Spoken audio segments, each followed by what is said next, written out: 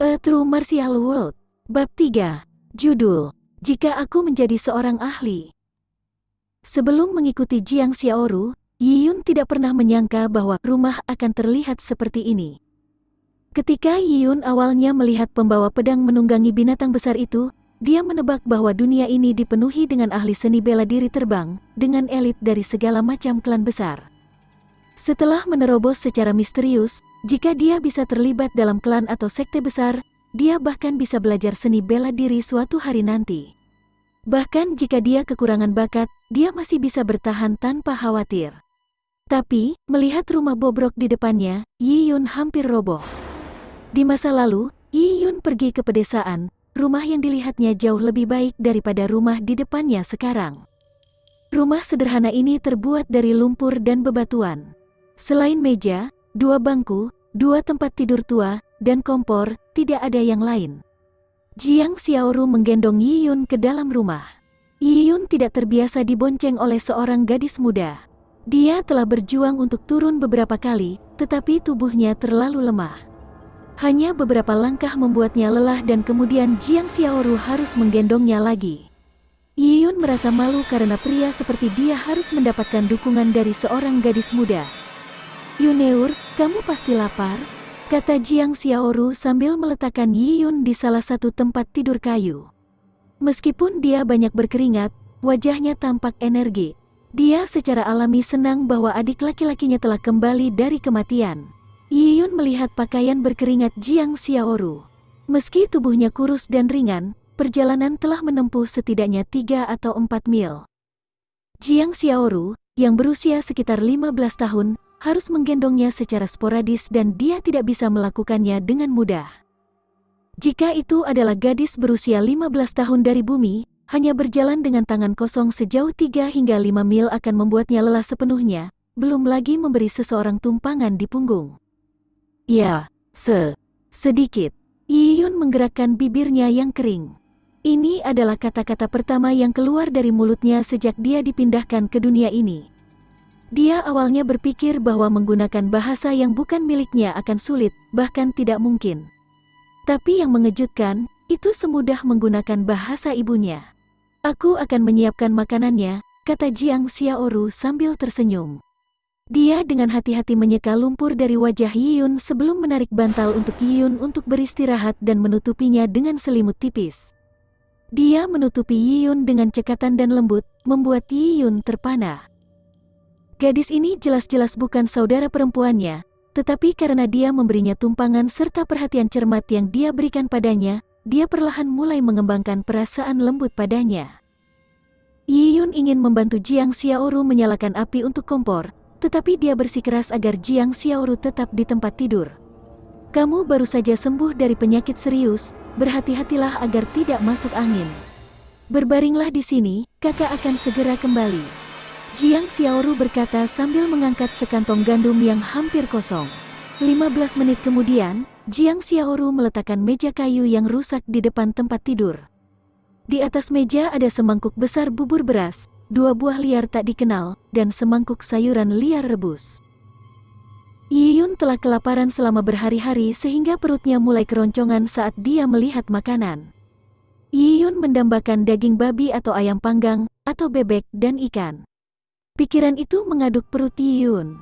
"Bagaimana aku bisa memuaskan rasa lapar aku yang ekstrim dengan ini?" Dia melahap bubur besar. Perutnya yang kosong bereaksi dengan membuatnya semakin lapar. Dia makan beberapa mulut bubur dan beberapa sayuran rebus tanpa minyak.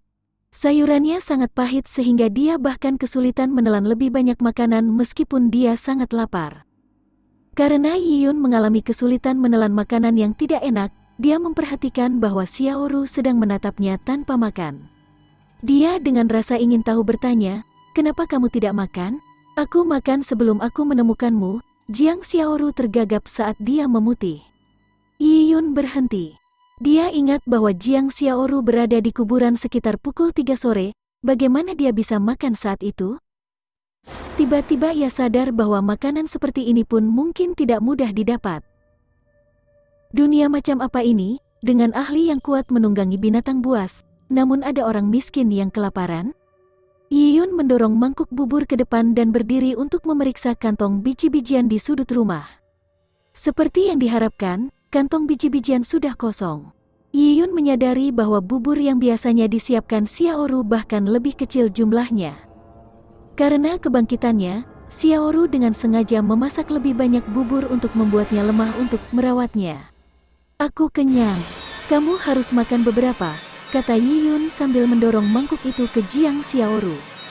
Di satu sisi, dia kehilangan nafsu makan, sementara di sisi lain, dia tidak dapat menerima bahwa seorang gadis harus pantang makan hanya untuk memberinya makan. Dia meratap di dalam hatinya jika masih mungkin untuk kembali ke dunianya dari dunia alternatif ini.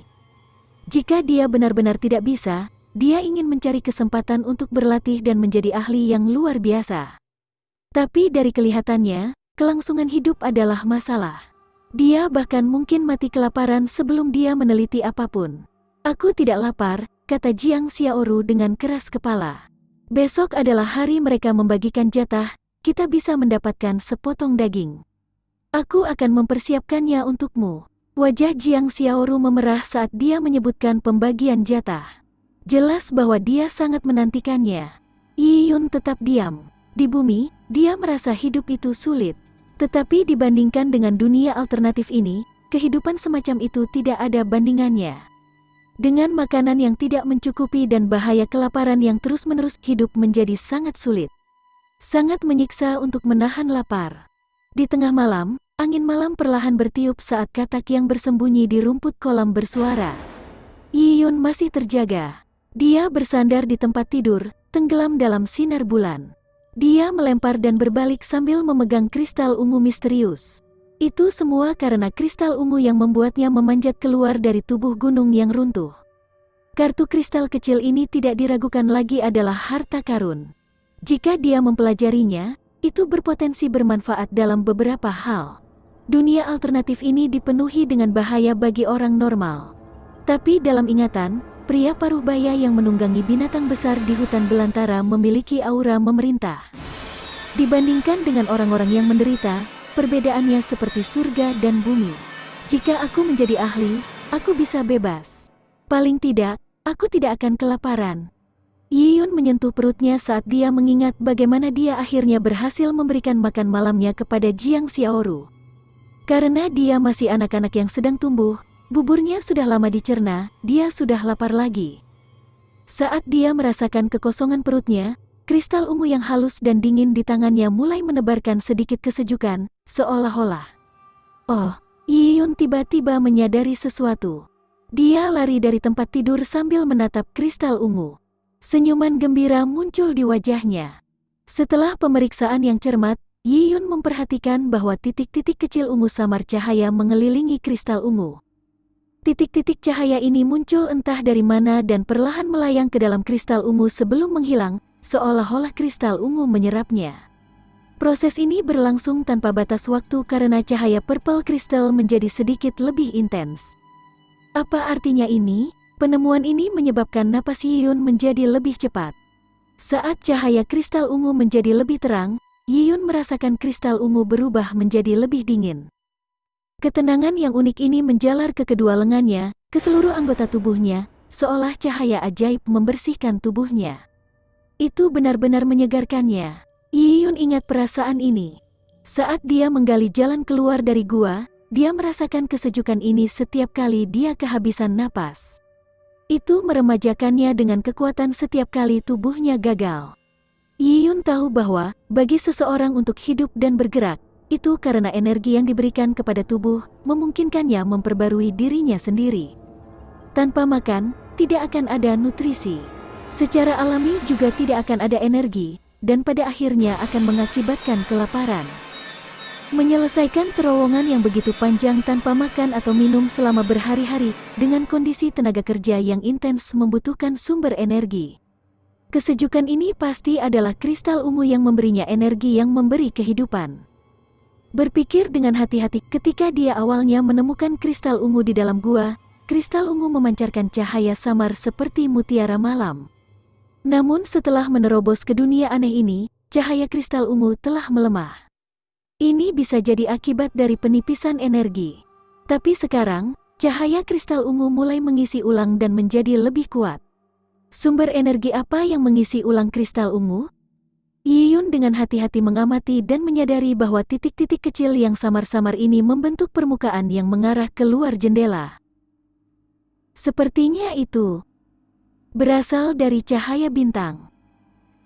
Cahaya bintang adalah sumber energi yang mengisi ulang kristal ungu. Yiyun berpikir sejenak dan melompat dari tempat tidur. Dia pergi ke kompor dan menggali batu bara yang terbakar. Dia menyalakan segenggam rumput dan menyaksikan nyala api kuning menari. Yiyun dengan hati-hati menempatkan kristal ungu di dalam api yang membara. Teori Yiyun sederhana, jika kristal ungu bisa menyerap energi dari cahaya bintang, mungkin bisa menyerap energi dari sekitarnya. Api, yang merupakan bentuk energi dalam pemahaman Yiyun, sepertinya lebih kuat dari cahaya bintang. Jika kristal ungu menyerap energi dalam api, bisa lebih cepat kan? Yiyun tidak pernah mempertimbangkan kemungkinan bahwa api dapat menghancurkan kristal ungu. Tapi, tidak peduli seberapa banyak Yiyun membakar kristal ungu tidak menunjukkan perubahan. Dia juga tidak bisa merasakan kristal ungu mendapatkan panas. Kristal ungu seperti balok es yang tidak bisa mencair. Saat disentuh terasa dingin bahkan setelah api batu bara mereda. Yiyun menggelengkan kepalanya saat dia meninggalkan eksperimen itu. Dia memutuskan untuk keluar rumah. Cahaya bintang di luar akan lebih padat dan dapat memberikan lebih banyak energi pada kristal ungu. Jika purple crystal terisi penuh dengan energi, perubahan macam apa yang bisa terjadi? Yiyun dengan penuh semangat mengantisipasi pikiran itu. Yiyun membuka pintu rumah dan pintu halaman sebelum menutupnya dengan hati-hati di belakangnya. Dia takut membangunkan saudari itu di kamar sebelah. Tapi ketika Yiyun masuk ke halaman, dia sedikit terkejut. Dia melihat seorang gadis berbaju hijau, duduk di bawah pohon tidak jauh darinya. Dia dengan hati-hati memoles anak panah. Mata panah yang dingin memantulkan sinar bulan yang dingin ke wajah halus gadis itu, seolah-olah membungkusnya dengan lapisan benang perak. Di samping gadis itu terbang lusinan kunang-kunang, seolah-olah mereka sedang mengelilingi seorang dewi. Jiang Xiaoru. Yiyun melihat setumpuk anak panah yang berkilau di sisi Jiang Xiaoru. Setiap panah dibuat dengan baik dengan mata panah yang tajam. Ini adalah, meskipun Yiyun tidak tahu apa-apa tentang senjata, dia bisa menghargai keanggunan panah ini. Yuneur, kenapa kamu bangun? Sangat lembab di malam hari dan tubuh kamu baru saja pulih. Cepat kembali ke tempat tidur. Jiang Xiaoru segera berdiri dengan maksud mengirim Yiyun kembali ke rumah. Kak, kenapa banyak sekali anak panah? Tanya Yiyun yang penasaran. Jiang Xiaoru sepertinya tidak bisa merangkai busur. Ini untuk tukar jatah besok. Selalu seperti ini. Jiang Xiaoru memandang Yiyun dengan aneh. Oh, Yiyun jelas tidak menyadari hal ini. Secara misterius, dia telah masuk ke dunia ini, dia mengerti kata-kata dan bahasanya, tapi dia tidak memiliki petunjuk apapun tentang kehidupan Yiyun. Semua ingatannya adalah miliknya sendiri. Itu mirip orang yang menderita amnesia setelah cedera kepala. Meskipun amnesia akan kehilangan ingatannya tentang kejadian, dia tidak akan kehilangan kemampuan bahasanya. Yiyun sudah lama memikirkan alasan yang sempurna, menjelaskan, Kak, aku mati sekali, jadi ada beberapa hal yang tidak dapat aku ingat. Kamu tidak ingat? Jiang Xiaoru yang terkejut bertanya. Yiyun jatuh dari dinding gunung saat memetik tumbuhan dan mematahkan tulangnya. Dia kemudian terbaring di tempat tidur untuk beberapa saat sebelum dia meninggal karena luka-lukanya. Dia mungkin akan melukai kepalanya saat itu. Memikirkan hal itu, hati Jiang Xiaoru sakit dan khawatir. Yuneur, kamu, aku baik-baik saja. Yiyun segera menghentikan Jiang Xiaoru. Dia ingin menghentikan kekhawatirannya. Kak, ceritakan padaku tentang dunia ini, dan tentang lelaki parubaya yang mengendarai binatang besar itu. Apa yang terjadi? Ada begitu banyak hal yang aku tidak ingat.